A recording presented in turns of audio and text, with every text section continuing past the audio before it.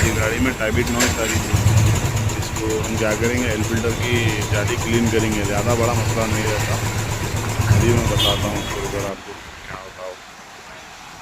नीचे से 2 आटके बोलना, फिर बाद में इसके अंदर जाली में देखिए आप लोग कितना कचरा भरे हुआ है।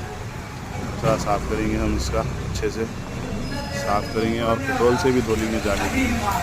पेट्रोल से धोने से ज़रा क्या है, अच्छा से क्लीन हो जाता हो।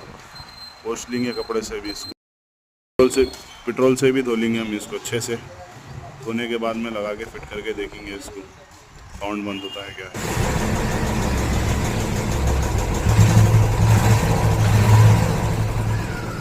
साइलेंट।